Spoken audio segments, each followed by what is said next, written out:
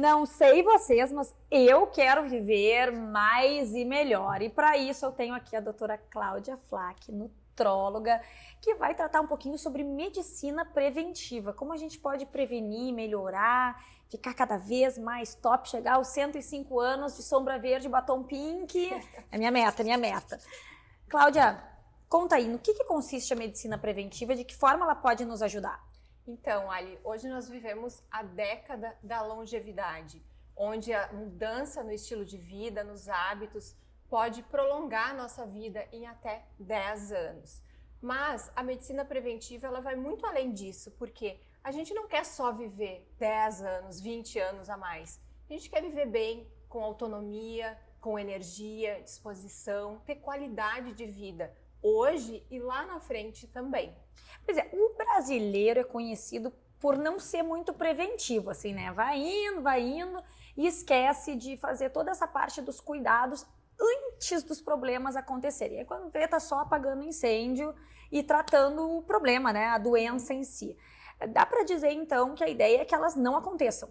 Isso, é prevenir, né? Então, agir o quanto antes. Como que a gente vai fazer isso? O mundo moderno faz com que a gente hoje é engolido pelo tempo. E aí muitas vezes a pessoa só vai parar para pensar em saúde no momento da dor.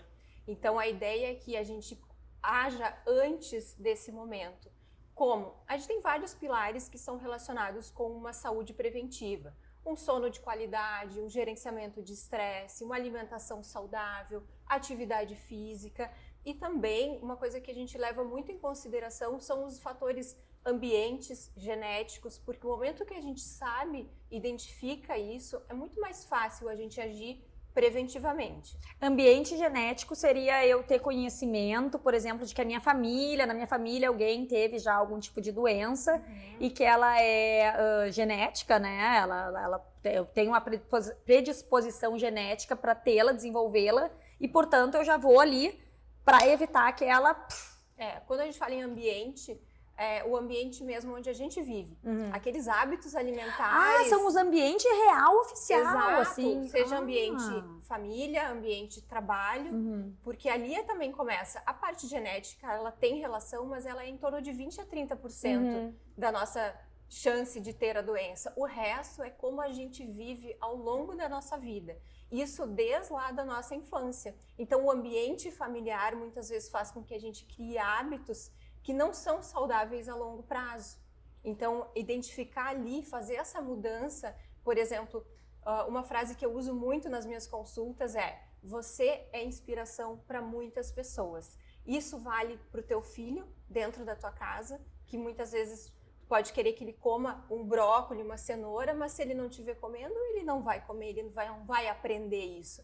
E vale também lá no trabalho, né? A organização, o estresse, gerenciamento de estresse, como é a energia com as pessoas. Então, isso é um ambiente, o ambiente onde tu vive, desde casa, trabalho, rotina. Isso é um pouco assustador, porque a gente para pensar que às vezes tem que desconstruir hábitos de muito tempo, mas também nos dá aquela ideia de que assim, a responsabilidade é minha, eu posso mudar. E isso é uma grande coisa, né? A gente tem então uma possibilidade muito grande de comandar, inclusive, a nossa saúde.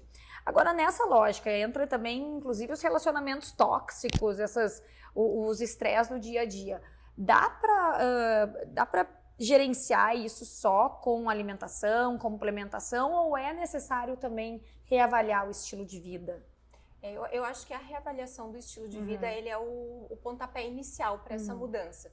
Porque a pessoa tem que ter consciência de que aquilo que ela está escolhendo para si não está fazendo bem. Eu acho que é o primeiro passo para que a mudança aconteça.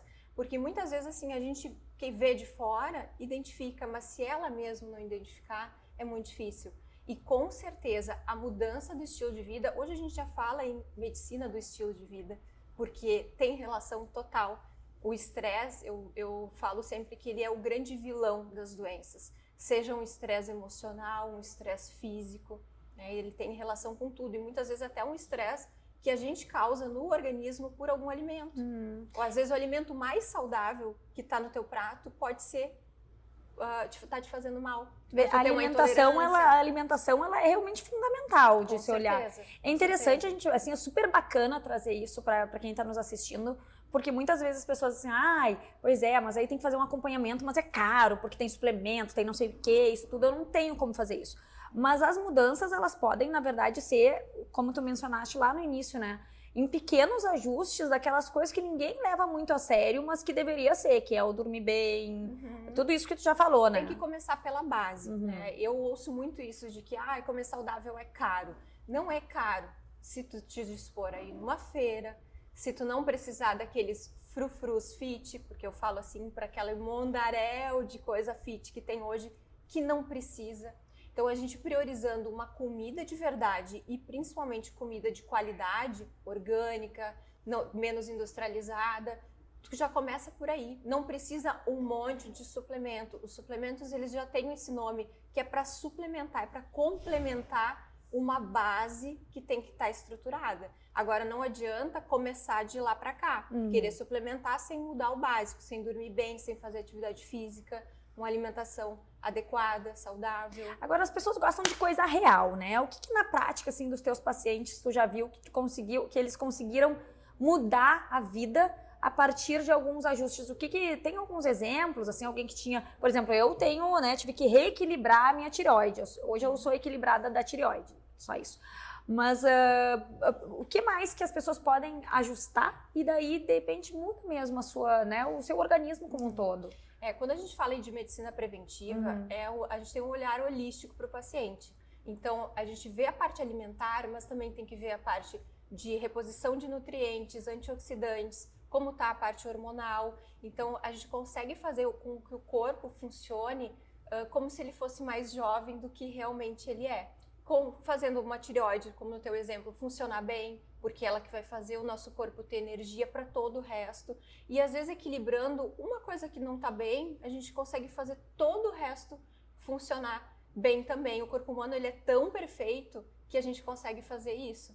Então, assim, um outro exemplo que eu gosto muito, que eu trabalho muito com paciente com doença autoimune, né? Então, tu reequilibrar toda a estrutura do teu corpo, fazer ele parar de se auto-atacar, tu devolve a qualidade de vida para a pessoa. Isso é muito gratificante. Sensacional, porque aqui nós somos aliadas e queremos que todas vivam o máximo de tempo possível e que vivam muito bem com essas super dicas. Obrigada, doutora Cláudia. Obrigada, eu. Vamos aplicar todas e começar a dormir um pouquinho melhor, hein? Com certeza.